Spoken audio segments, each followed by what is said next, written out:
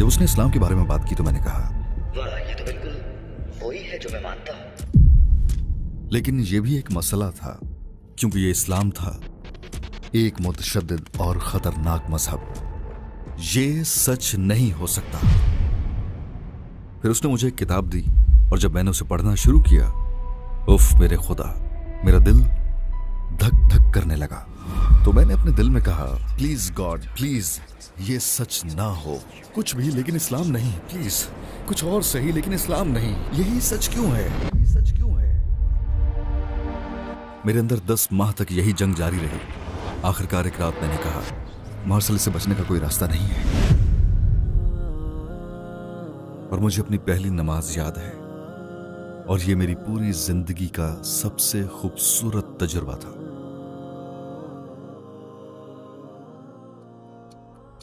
अस्सलाम वालेकुम भाई मार्शल क्रिस, हमारी दावत कबूल करने के लिए आपका शुक्रिया। टुवर्ड्स एटर्निटी में आपका खैर मकदम करते हैं। मेरा पहला सवाल ये है कि मार्शल क्रिस कौन है? क्या आप ब्रीफली अपनी जिंदगी के बारे में बताएंगे? वालेकुम अस्सलाम व रहमतुल्लाहि व बरकातुहू। सबसे पहले तो इस दावत के लिए शुक्रिया। मुझे यहाँ आकर खुशी हुई। मैं जर्मनी से हूँ, मेरी उम्र 48 साल है। मेरी पैदाइश और परवरिश ईसाईयत पर हुई। मैंने 18 साल की उम्र में इस्लाम कबूल किया। उसके बाद मैंने जल्द ही शादी कर ली। तो अब मेरे 3 बेटे हैं। मैंने इलेक्ट्रिकल इंजीनियरिंग की तालीम हासिल की और अब काफ़ी अरसे से, यानी 2007 से जर्मनी में इस्लाम की तबलीग में सरगर्म हूँ। ईमान के हवाले से आपकी ज़िंदगी कैसी रही? इस्लाम से पहले आपका अकीदा क्या था? मैं एक ईसाई की हैसियत से पला बड़ा और मैं 8 साल की उम्र तक हर इतवार को चर्च जाता था। हर इतवार। दरअसल मेरे वालिद किसी भी चीज़ पर बिल्कुल यकीन नहीं करते थे। मेरी वालिदा पक्की कैथोलिक थी, वो यकीन करती थी।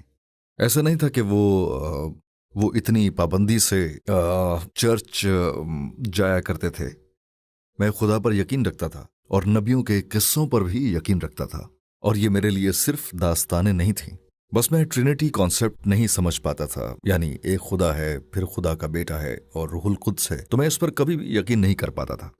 मैं बहुत प्रे करता था, जिसे हम इस्लाम में दुआ करना कहते हैं।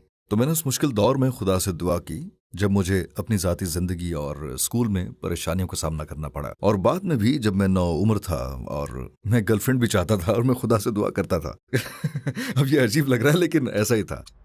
किस बात से आपने अपने अकायद पर सवाल उठाया? नंबर 1, ट्रिनिटी का मामला जो मेरी समझ से बाहर था। मैंने सोचा ये बिल्कुल गलत है, और उसके साथ साथ ये कि ये बहुत ही पेचीदा था। खुदा तो एक ही है और बस, इसमें और कुछ नहीं है। और मुझे बचपन से ही इस बारे में यकीन था।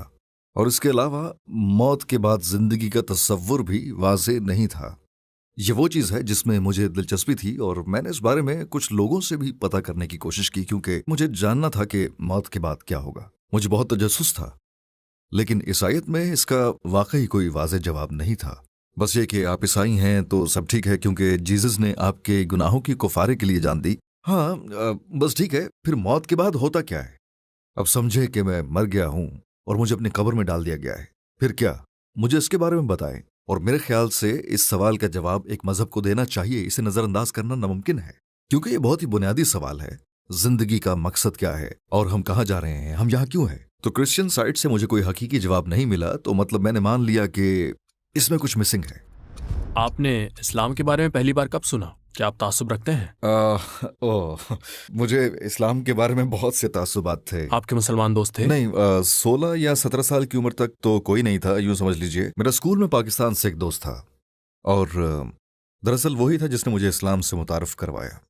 मैं इस्लाम के बारे में सिर्फ यही जानता था कि नंबर 1, मुसलमान पोर्क नहीं खाते हैं और ये कि ये एक इस्लाम के अहम सतून की तरह है। और नंबर 2, अगर आप उनमें से किसी के साथ गड़बड़ करेंगे तो उनके 40 कजन्स आपके पीछे आ जाएंगे। इस्लाम के बारे में मैं सिर्फ इतना ही जानता था, और बदकिस्मती से इस बारे में मेरा इल्म मीडिया की सुनी सुनाई बातों तक था। और इस्लाम के बारे में मीडिया की हमेशा से एक ही कहानी रही है, जिसमें आपको असल इस्लाम के बारे में सुनने को कुछ भी नहीं मिलता, बस सिर्फ इस्लामी ममालिक के बारे में मिलता है। और जो सुनने को मिलता है वो भी आम तौर पर जंग के बारे में ही सुनते हैं, जैसे कोई टेररिस्ट अटैक या ऐसा ही कुछ और। यही वजह है कि मैं इस्लाम को मुतशद्दिद मजहब समझता था, यानी बैकवर्ड और खतरनाक किस्म का।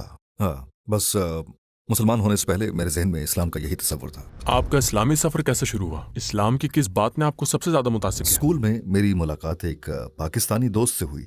उसने मुझसे इस्लाम के बारे में बात करना शुरू की। शुरू में उसने इस्लाम का जिक्र बिल्कुल नहीं किया, उसने खुदा के बारे में बात की कि आप एक खुदा पर यकीन रखते हैं और आपको यकीन है कि सिर्फ एक खुदा है और ट्रिनिटी या कोई और चीज़ नहीं है। जाहिर है मैंने भी उसकी हाँ में हाँ मिला दी। और फिर उसने मुझसे पूछा आपका इस्लाम के बारे में क्या ख्याल है। उसने सवाल पूछा और मैंने कहा इस्लाम क्यों। और जब उसने इस्लाम के बारे में बात करना शुरू की तो मैं बहुत जल्द समझ गया कि ये बिल्कुल वही है जिस पर मेरा यकीन है। उसने मुझे खुदा के बारे में बताया और उसने उस खुदा के बारे में बयान दिया कि वो कादिर मुतलक है, सबसे ताकतवर है। उसने इस्लाम के बारे में बात की तो मैंने कहा वाह, ये बिल्कुल वही है जिसका मैं यकीन करता हूं। लेकिन फिर मसला भी यही था कि ये इस्लाम था, एक मुतशद्दिद और खतरनाक मजहब, और ये सच नहीं हो सकता। यहां तक कि जैसे मैंने अपने दिल में कहा प्लीज गॉड प्लीज, ये सच ना हो, कुछ भी हो लेकिन इस्लाम ना हो, प्लीज कुछ और सही मगर इस्लाम नहीं, इसे ही क्यों सच होना है। क्योंकि मैं नहीं चाहता, मैं इस मजहब की पैरवी कैसे कर सकता हूं। और मुझे मगरिब में इस्लाम का तसव्वुर मालूम था और मैंने अपने आप से कहा अगर मैं अपने वालिदैन और अपने दोस्तों से जाकर यह कहूंगा कि मैं मुसलमान हूं, नामुमकिन है। और इसीलिए मैं इस्लाम का आसानी से कायल हो तो गया, लेकिन मैं इस्लाम के गलत तसव्वुर की वजह से झिझक रहा था। कुछ तो मीडिया की वजह से और कुछ मुसलमानों के अपने रवैयों की वजह से। तो क्या आपको आखिरत के बारे में आपके सवालात के जवाबात मिल गए? मैंने अपने दोस्त से मौत के बाद की जिंदगी के बारे में पूछा क्योंकि मेरे हिसाब से मजहब के पास इसका वाज़ेह जवाब होना चाहिए। और उसने कहा हाँ हाँ हाँ बिल्कुल है, इसका जवाब मौजूद है। मैं आपको इसके बारे में एक पूरी स्टोरी बता सकता हूँ, उस लम्हे से लेकर जब आप कब्र तक जाते हैं और उसके साथ जन्नत और जहन्नम तक। मैंने कहा ओह माय गॉड, मुझे भी पढ़ने दो। फिर उसने मुझे एक किताब दी जिसमें आखिरत की तफसीलात थी, और जब मैंने उसे पढ़ना शुरू किया ओह माय गॉड, मेरा दिल ऐसे कर रहा था, मैं पढ़े बगैर ना रह सका।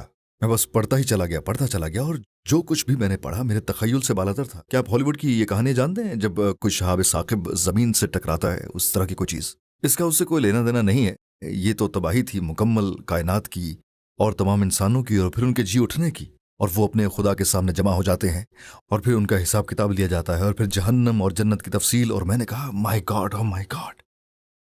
और तब मुझे पता चला कि यह कोई मजाक नहीं है, आपको संजीदगी से फैसला करना होगा। और मैंने खुद से कहा मार्शल, तुम्हें इस बात का ख्याल रखना होगा कि तुम इस दुनिया को इस्लाम कबूल किए बगैर नहीं छोड़ोगे। तो आप समझ गए कि इस्लाम एक सही मजहब है, इस्लाम खुद एक सच्चाई है। आप पहले ही अपने दिल में कायल थे। मेरे दिल में यकीन था, जी हाँ। और जब आपने बगैर ईमान की मौत के संगीन नताइज देखे। हाँ, यही वो पॉइंट था जहां मैंने मुसलमान बनने का फैसला लिया, लेकिन फिर भी हिचकिचाहट थी, वो भी सिर्फ इस्लाम के मस्ख शुदा तसव्वुर की वजह से। लेकिन आप नताइज से खौफजदा थे, है ना? मुझे इस्लाम कबूल ना करने के नताइज का ज्यादा खौफ था असल में। मतलब मैंने खुद से कहा कि ठीक है, जो भी होता है उसे होने दो, लेकिन साथ ही साथ मुझे यह भी यकीन था कि अगर मैं ये कदम उठाता हूं और यही सच है और मैं उसे खुदा की उसी तरह इबादत शुरू करना चाहता हूं जिस तरह वो चाहता है, तो वो मुझे तन्हा नहीं छोड़ेगा, वो मुझे मायूस नहीं करेगा। इसका मतलब ये नहीं है कि जिंदगी में कोई रुकावट या मुश्किलात पैदा नहीं होंगी, लेकिन वो मुझे मायूस नहीं करेगा। और मैं आपको बताऊं कि उसने वाकई मायूस नहीं किया। इस्लाम से मुतारिफ होने के बाद इसे कबूल करने तक कितना अरसा लगा? अब यूं कह लीजिए कि ये पूरा सफर तकरीबन 10 माह का था। और किस बात की वजह से आपने मुसलमान बनने का कदम उठाया? एक दफा मैं रात में गाड़ी चला रहा था, सफर अच्छा खासा था, मैं आधे घंटे से गाड़ी में था, बाहर अंधेरा था, मेरे दिमाग में हर किस्म की सोचों की झलकार थी। और फिर अचानक मेरे जहन में इस्लाम का ख्याल आया और मैं इस मसले की संजीदगी पर गौर करने लगा। और मुझे अच्छी तरह याद है कि उस रात मेरा दिल एकदम बदल गया और मुझे लगा जैसे मैं खुद अपने साथ बैठकर अपनी जात से बात कर रहा हूं। मतलब आवाजें तो नहीं, लेकिन ये मंजर मेरे जहन में वाज़ेह था, आप कह सकते हैं। मैंने खुद से पूछा क्या कर रहे हो तुम, क्यों इसे संजीदगी से नहीं ले रहे? उसी रात मैंने खुद से ये कहा मार्शल, इससे बचने का कोई रास्ता नहीं है, ये ही वो सच है, इसे कोई खेल मत समझो। अब अपनी जॉब या यहां तक कि अपनी शादी, जिंदगी में बहुत सी चीजों के बारे में गलत फैसला कर सकते हो, लेकिन यहां बात हो रही है इटर्निटी की, जो कि कुछ ऐसी चीज है जिसे मैं ठीक से शायद समझ नहीं पा रहा। वाकई वही रात थी जब मैंने इस बारे में गहराई से सोचा और इसके फौरन बाद ही मैं अपने पाकिस्तानी दोस्त के पास गया और कहा बस बहुत हो गया, मैं मजीद बर्दाश्त नहीं कर सकता, बस मैंने हार मान ली। और फिर क्या हुआ? आपने गवाही कैसे दी और इसके बाद आपको क्या महसूस हुआ? कुछ दिनों के बाद हम जुमे की नमाज के लिए एक साथ मस्जिद गए और फिर उसने इमाम से बात की और कहा, देखें कोई है जो शहादत देना चाहता है। और ये जुमे की नमाज के बाद ही हुआ, और ये 200 अफराद के सामने हुआ, जो कि बहुत ही अजीब सा लग रहा था, लेकिन बहुत ही खूबसूरत तजर्बा था। मैंने कलमा शहादत पढ़ा और फिर खिलाफ तवक्को हर शख्स मेरे पास आया और मुझे गले लगाकर कहा, भाई इस्लाम में आपको खुश आमदीद। ये वाकई एक बहुत ही खूबसूरत तजर्बा था। टुवर्ड्स इटर्निटी में हमें आपकी सपोर्ट की ज़रूरत है। हम एक फलाही तंजीम है जिसका अज़म इस्लाम के पैगाम को 10 ज़बानों में दुनिया भर में फैलाना है। अपनी सपोर्ट से आप लोगों को इस्लाम में दाखिल होने, हराम काम छोड़ने, नमाज शुरू करने, हिजाब पहनने, कुरान की तलावत सीखने जैसे अमाल में मदद दे सकते हैं और इन तमाम नेक अमाल के बदले अजर अजीम पा सकते हैं इंशाअल्लाह। टुवर्ड्स इटर्निटी को अतिया दें और इस सुनहरे मौके को ज़ाया ना होने दें। और शहादत पढ़ते वक्त आपके जज्बात क्या थे? आपने अपने दिल में क्या महसूस किया? आपके जहन में क्या था? उस लम्हे मेरे दिल में एक तरह की गर्मजोशी थी, वाकई एक पुरजोश एहसास, भाईचारे का एहसास, क्योंकि खास तौर पर बहुत सारे लोग मेरे पास आए। और ये वो लम्हा था जब मैंने अपनी शहादत पढ़ी। और फिर मुझे अपनी पहली नमाज याद है, जो कि मेरी पूरी जिंदगी का सबसे खूबसूरत तजर्बा था। पहली बार जब मैंने खुदा के सामने सजदा किया, और जब मैंने सजदा किया तो खुदा की कसम मैं सजदे से उठना नहीं चाहता था। मैंने कहा, मैं पूरी जिंदगी इस लम्हे को बिल्कुल नहीं भूलूंगा। ये उस किस्म की खुशी है जिसे आप सड़कों पर $50 में खरीद सकते हैं। वो सफेद पाउडर जिसे आप अपनी नाक से सूंघते हैं, वो तो केमिकल रिएक्शन है। और एक दफा शहादत पढ़कर इस्लाम में दाखिल हो गया तो खुशी की ये तलाश खत्म हो गई। और ये इस्लाम से पहले और बाद वाले मार्शल के दरमियान सबसे बड़ा फर्क है। इसका मतलब ये नहीं है कि आप जिंदगी में रुकावटों या मुश्किलात का सामना नहीं करते, लेकिन ये कि आप दिल में सुकून महसूस करते हैं और आप कहते हैं, ओके मैं हैंडल कर सकता हूं। कुछ ईसाई हैं जो कहते हैं, जब मैं दुआ करता हूं तो मुझे रूहानियत और खुदा से ताल्लुक महसूस होता है, मुझे किसी नई चीज की जरूरत नहीं है। आप ऐसे शख्स या लोगों से क्या कहना चाहेंगे? मैं इससे इनकार नहीं करूंगा कि आप दूसरे मजाहिब में जज्बात नहीं पा सकते हैं, लेकिन दो चीजें हैं। नंबर एक, जज्बात जो कि आप किसी भी चीज से हासिल कर सकते हैं। आपने कभी देखा है कि लोग फुटबॉल गेम देख रहे हैं, जैसे आलमी चैंपियनशिप थी, तसव्वुर करें कि स्पेनिश लोग अपनी टीम को चैंपियनशिप जीतता देख रहे हैं। ये उनके जज्बात हैं, लेकिन इसका खुदा या किसी भी चीज से कोई लेना देना नहीं है। लिहाजा खुद जज्बात जो है वो कुछ ज्यादा मानी नहीं रखते हैं। और नंबर दो, अहम बात ये कि मजहब के हवाले से ये सच होना चाहिए जो भी आपको एहसास के तौर पर देता है। यहां तक कि अगर आप किसी दूसरे मजहब से खुश हैं, मैं इसका फैसला नहीं कर सकता, लेकिन क्या यह सच है या नहीं, ऐसा है कि सच्चाई आपकी मर्जी पर नहीं चलती। खुदा ने हमें किसी चीज को समझने के लिए जहन दिया है, तो आपके पास किसी ऐसी चीज पर यकीन रखने का उज़र नहीं है जो आपके जहन से मुतसादिम है। जाहिर है कोई भी कबूल नहीं करेगा, लेकिन फिर भी आप कहते हैं कि मैं इस पर यकीन करता हूं क्योंकि मैं इसी तरह पैदा हुआ था या क्योंकि मेरे वालिदैन इस पर यकीन रखते थे। हम खुदा से तवक्को नहीं कर सकते कि वो इससे किसी उज़र के तौर पर कबूल करेगा। बहुत से लोग अपने शहादत देने के लम्हात बयान करते हैं, जैसे मेरे कंधों से एक बहुत बड़ा बोझ उतर गया, मेरा दिल हल्का हो गया। क्या आपके साथ भी ऐसा हुआ? ऐसा ही हुआ, बिल्कुल। और अब मैं दूसरों को ये बता रहा हूं। जब मैं किसी को हिचकिचाते हुए देखता हूं तो मैं हमेशा कहता हूं कि मुझे पता है तुम क्या महसूस कर रहे हो। और अभी शहादत देना आपके सर पर पहाड़ की तरह लगता है, लेकिन मैं आपको जमानत देता हूं कि एक बार जब आप शहादत देते हैं तो ये पहाड़ गायब हो जाता है। आपको ऐसे लगता है जैसे आपके कंधों से बोझ उतर गया है। शायद यही एक वजह है कि लोग हिचकिचाते हैं। आप अपने सर पे एक पहाड़ देखते हैं, लेकिन ऐसा नहीं है, क्योंकि आपको ये कदम उठाना होगा। ये ऐसी है जैसे खुदा आपसे कह रहा है कि अब बस कर डालो। ये शुरू में मुश्किल लगता है, लेकिन आपको पहला कदम तो उठाना होगा। आपको एक कदम मेरे पास आना है और मैं आपकी तरफ 10 कदम आऊंगा, लेकिन पहला कदम आपको उठाना होगा। कोई जबरदस्ती नहीं है, ये सिर्फ आपका फैसला है, लेकिन जरूर उठाएं और फिर देखेंगे क्या होता है। जब मैंने शहादत दी तो ये तकरीबन 10 माह की मज़ाहमत के बाद था। ये एक अंदरूनी जंग थी, एक अंदरूनी जद्दोजहद थी, ये जानते हुए कि ये सच है, लेकिन बाज़ औक़ात इसे कबूल न करने के बहाने तलाश करने की कोशिश करना। तकरीबन 10 माह तक अपने अंदर मैं हालत जंग में रहा, और फिर अचानक ये जंग खत्म हो गई। और ये दूसरी जंगों की तरह ही है जिसके खत्म होने पर आप खुश होते हैं, लेकिन ये इस तरह नहीं है कि आपको शिकस्त होगी, आप इसमें सुरखरू होकर निकलते हैं। मैंने भी दिल में यही महसूस किया, यही सही फैसला था। बस मैंने अपने आप से पूछा कि मैंने इसे कबूल करने में इतना टाइम क्यों लगाया। आपकी फैमिली और दोस्तों का रद्द-ए-अमल कैसा रहा? ओ मत पूछे मत पूछे। सबसे पहले तो मैं ये कहना चाहूँगा कि मैंने अपनी फैमिली के हवाले से बहुत बड़ी गलती की। मैंने जैसा कि बताया कि मैं 10 माह तक अपने दिल को कायल करता रहा, लेकिन पहला कदम उठाने की हिम्मत नहीं की। इन 10 माह के दौरान मैंने अपने वालिदैन से इस्लाम के बारे में एक दफ़ा भी बात नहीं की, एक सेकंड भी नहीं। उन्हें पता ही नहीं था कि मैं इस पर किताबें पढ़ रहा हूँ या अपने दोस्त से बातचीत कर रहा हूँ, कुछ भी नहीं। और फिर मैंने इस्लाम कबूल कर लिया। और शुरू में मैं अपने वालिदैन को नहीं बताना चाहता था, क्योंकि मैं जानता था कि एक बड़ा किस्सा बन जाएगा, क्योंकि वो तो इस बारे में कुछ भी नहीं जानते थे। लेकिन मसला ये हुआ कि जब मैंने इस्लाम कबूल किया तो वो 1995 का आगाज था, जनवरी 1995 का। मेरे ख्याल में पहला जुमा था उस साल का। अगर आप कैलेंडर चेक करें तो 1995 में रमज़ानुल मुबारक का आगाज जनवरी के आखिर में हुआ, शायद 26 जनवरी। इसका मतलब ये आप कह सकते हैं 3 हफ्तों बाद। और जाहिर है मैं रोज़ा रखना चाहता था, लेकिन मैं अपने घर वालों के साथ था। मैं अपनी वालिदा को कैसे समझाता कि 30 दिन तक मैं आपके साथ लंच नहीं करूंगा। पानी भी नहीं पियेंगे। हाँ, तो बस मुझे पता था अगले 3 हफ्तों में मुझे वालिदैन से बात करनी है, वरना मैं कम से कम मजीद 6 माह इस शशुपंज में रहता। तो उनको तैयार करने का वक्त नहीं था और फरार का कोई रास्ता भी नहीं था मेरे पास। तो रमज़ान से 4 दिन पहले मैंने कमरे में दुआ की और फिर उसके बाद मैं नीचे चला गया। शाम के 8 बजे का वक्त था और मेरे वालिदैन लिविंग रूम में बैठे टीवी देख रहे थे। मैं दरवाजे के सामने खड़ा था और मैंने कहा, या अल्लाह, ए खुदा, इसे आसान बना दे। चुनाचे मैंने दरवाज़ा खोला और अपने वालिदैन से कहा कि मॉम, डैड, मेरे पास आपके लिए एक खबर है। उन्होंने मुझे ऐसे सवालिया नज़रों से देखा और कहा कि क्या हुआ, कौन सी खबर? तो मैंने झट से उन्हें ये बता दिया कि मैं मुसलमान हो गया हूँ। और फिर मुझे अपने वालिद का रद्द-ए-अमल याद है। उनका वो पहला जुमला, उन्होंने कहा कि मुसलमान, वो तो सब दहशतगर्द हैं। ये उनका पहला रद्द-ए-अमल था। और ये 1995 की बात है, यहां तक कि 9/11 से भी पहले। 1995, मुसलमान, वो तो सब दहशतगर्द हैं। पहला जुमला यही था। मेरी वालिदा तो बस हिस्टेरिकल हो गई। मतलब उस शाम वो वाकई अपने हवास खो बैठी, क्योंकि शायद वो बहुत ज्यादा खौफजदा थी, बहुत ही ज्यादा।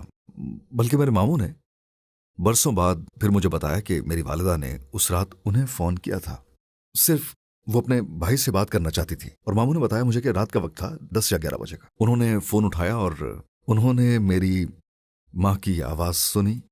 उन्होंने मार्शल को छीन लिया, उन्होंने मार्शल को छीन लिया। ये पहली बात थी उनकी, ये वो पहला जुमला था, पहली बात थी जो उन्होंने सुनी, मेरी माँ की आवाज सुनी। उन्होंने मार्शल को छीन लिया, मार्शल को छीन लिया। उन्होंने कहा, क्या हुआ, किसने छीन लिया, क्या हुआ? मुझे यकीन है कि उन्हें खुद भी नहीं पता था कि उस रात उन्होंने क्या कहा। लेकिन जैसा कि मैंने कहा कि मेरी तरफ से ये एक बहुत बड़ी गलती थी कि मैंने उनसे पूरे 10 माह के दौरान इस्लाम की कोई बात नहीं की। क्या मस्बत असरात मुरतब हुए? क्या कोई जर्मन शख्स आपके पास आया और कहा, मुझे नहीं मालूम था कि इस्लाम इस तरह है, या अब मेरे ख्यालात बदल गए हैं? क्या आपकी ऐसी गुफ्तगू हुई? जी बिल्कुल। स्कूल में बहुत से मुझसे मामूल के सवालात पूछते थे। अब तुम शादी कर सकते हो? अच्छा, तुम इसलिए मुसलमान हुए ताकि 4 शादियां रचा सको। अब मैं समझा तुम अब 4 बीवियां रख सकते हो। ये पहले नंबर पर था। दूसरे नंबर पे हर वक्त जिहाद, हर वक्त यही पूछते थे, मुकद्दस जंग। कुछ लोग पूछते थे, क्या तुम तमाम काफिरों को मारने जा रहे हो? क्या तुम हमारी जुबानें काटोगे? ये ऐसी चीजें ऐसे इमेज लेके बैठे हुए थे। उन्हें लगता है मुसलमान सिर्फ वही है जिसके हाथ में तलवार है। अच्छा। हाँ, तो बस इसी किस्म के सवालात पूछते थे। और जब आपने हयात तैयबा के बारे में जाना और सीखा तो हजरत मोहम्मद सल्लल्लाहु अलैहि वसल्लम की किस बात से ज्यादा मुतासिर हुए? मैं सबसे ज्यादा हजरत मोहम्मद सल्लल्लाहु अलैहि वसल्लम की रहमत को सराहता हूँ। जब मैं पढ़ता हूँ कि उन्होंने नबी करीम के साथ कैसा सलूक किया, फिर उन्होंने कई जंगें लड़ी और कई लड़ाइयाँ लड़ी, और फिर आप मक्का वापस चले आते हैं और फातिह बनकर मक्का में दाखिल होते हैं। और मैंने इसका मुआजना तारीख की उन तमाम दीगर मिसालों से किया कि जब किसी के साथ इस तरह से सलूक किया गया और वो वापस आया और फातिह कहलाया, तब वो लोगों को किस तरह ट्रीट करता है। जबकि आप मक्का में दाखिल होते हैं और लोग आपके आसपास जमा हो रहे हैं, आपने उनसे पूछा, आपको क्या लगता है कि मैं आपके साथ क्या करने वाला हूं? और वो कहते हैं कि हम आपको जानते हैं, आपसे बेहतरीन सलूक की तवक्को करते हैं। और फिर आपने फरमाया, ठीक है, तुम सब जा सकते हो। ठीक है, बिल्कुल इसी तरह ये इंसान के लिए आसान नहीं है। हकीकी जिंदगी में कितनी बार अगर हम पर स्ट्रीट पर हमला किया गया हो, जुबानी या जिस्मानी तौर पर, हम अपना दिफा करेंगे, ये एक फितरी रद्द-ए-अमल है। लेकिन ये सब हजम करना अल्लाह के पैगाम की खातिर आसान नहीं है, क्योंकि आप बनी नौ इंसान के लिए मिसाल हैं। आपने अपनी अना के आगे हार नहीं मानी। क्या हम ये कर सकते हैं? मैं इस्लाम की ऐसी मिसाल तो पेश नहीं कर सकता। मैं तो एक आम सा मुसलमान हूं, लेकिन वो इस पैगाम के नुमाइंदे और रसूल हैं। उन्होंने जिंदगी के हर लम्हे के बारे में गौर व फिक्र से काम लिया और वो उसमें कामयाब रहे।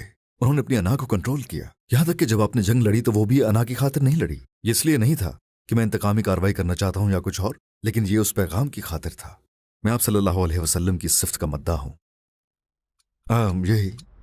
अगर आपको हयात तैयबा देखने का मौका मिले तो कौन सा दिन देखना पसंद करेंगे? उनकी जिंदगी का आखिरी दिन। मुझे एक चीज याद है जो मैंने सीरत में पढ़ी थी, ये कि उस आखिरी दिन जब सहाबा मस्जिद में नमाज पढ़ रहे थे, आप अपने हुजरे में थे क्योंकि नमाज में शिरकत करने की ताकत नहीं थी, और आपने अपने हुजरे का पर्दा उठाया, नमाज में खड़े सहाबा की तरफ देखने लगे और मुस्कुराए। आप मुस्कुराए क्योंकि अब आप इस दुनिया से सुकून से रुखसत हो सकते थे। वो नामुमकिन मकसद जो 23 साल पहले शुरू हुआ था, आपने उसे मुकम्मल कर दिया, आपने कर दिखाया। जरा सोचिए, अल्लाह ने आपको कितनी बड़ी जिम्मेदारी सौंपी थी। पहली वही जिसके बाद आपको अपने लोगों के पास जाना था, उस वक्त एक एक के पास जाकर उन्हें युकाइल करना था, बताना था कि देखो मैं खुदा का रसूल हूं, मेरे पास एक फरिश्ता आया है, अगर आप मेरी पैरवी नहीं करते तो जहन्नम की आग में जा सकते हैं।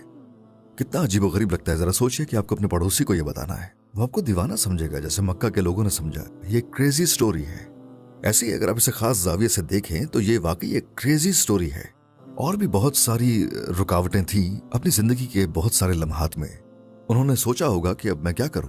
मुझे वो दिन याद है जब आप ताइफ तशरीफ लाए तो लोगों ने आपसे क्या सलूक किया, और जब हम उस दुआ को पढ़ते हैं जो कि आपने वहां के लोगों के लिए ऐसे सलूक के बाद की, तो हमें ऐसे शख्स की झलक नजर आती है जिसके आगे एक मकसद है और सारे दरवाजे बंद है, जो खुदा से कह रहा है क्या करूं, मैं कहां जाऊं, क्या मैं मक्का वापस जा सकता हूं, मैं ताइफ नहीं जा सकता, मैं यहां बैठा हूं, मुझे कहां जाना है, क्या करना है।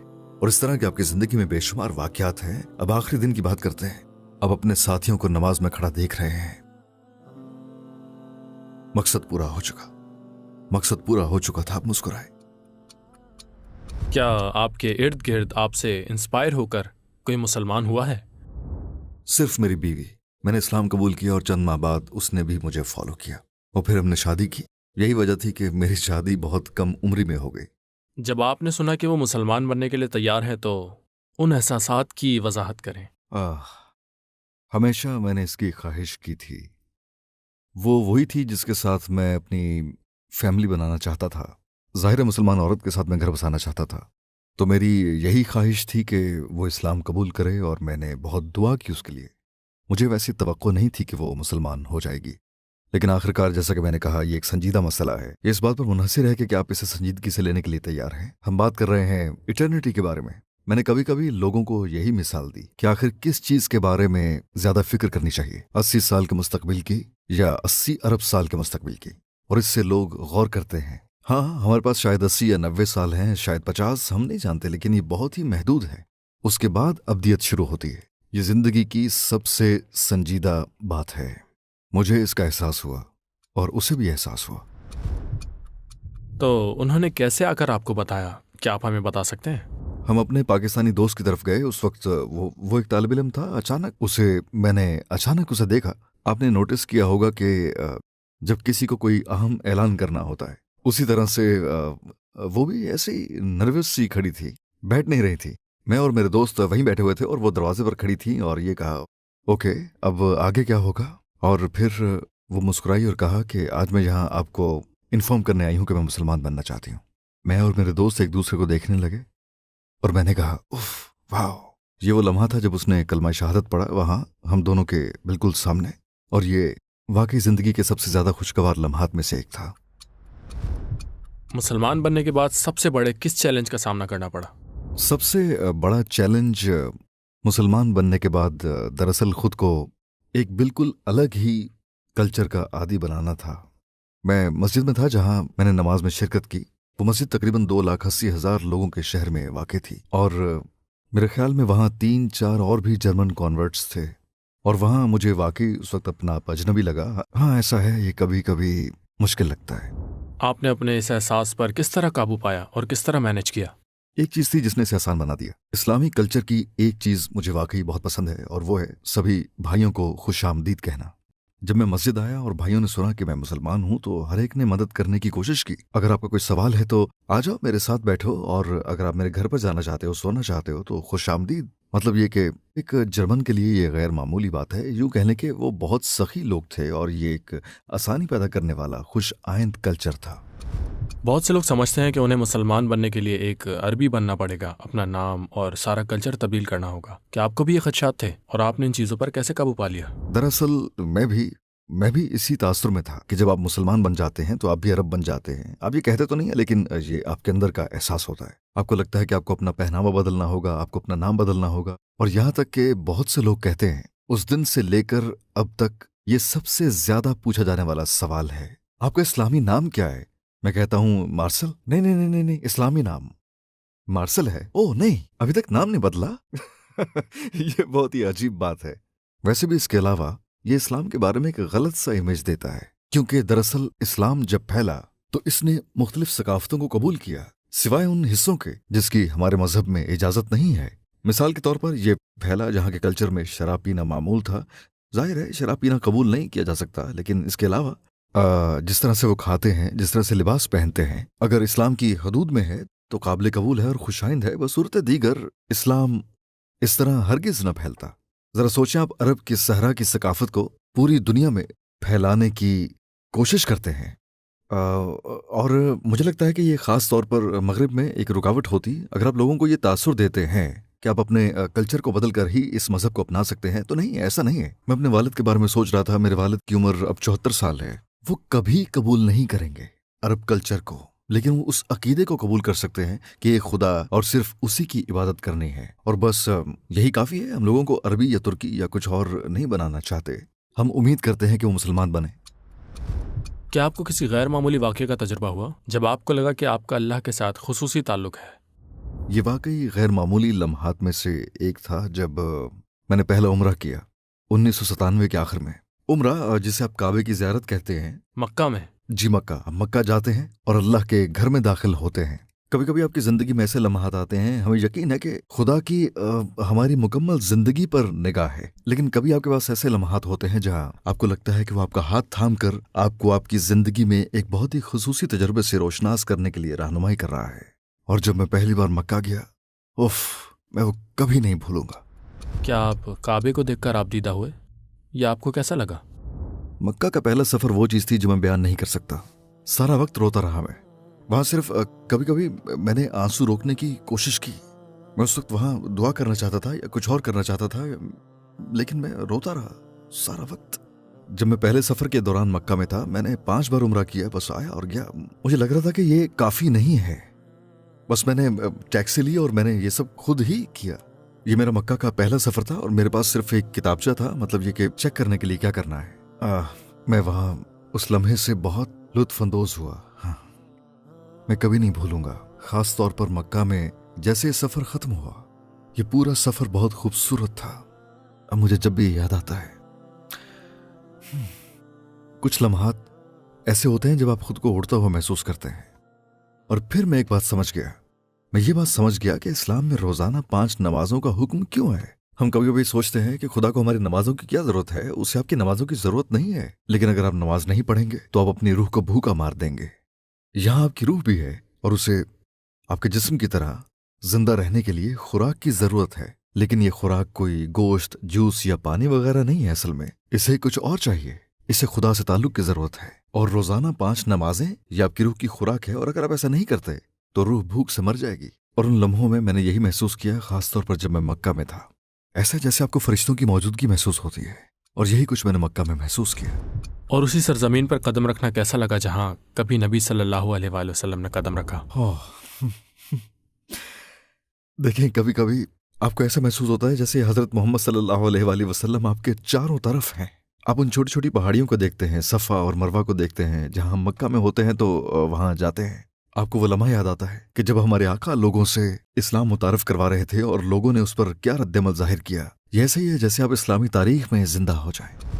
इस्लाम आपकी ज़िंदगी में सबसे बड़ी तब्दीली क्या लाया? इस्लाम से पहले और इस्लाम के बाद वाले मार्शल में क्या फ़र्क है?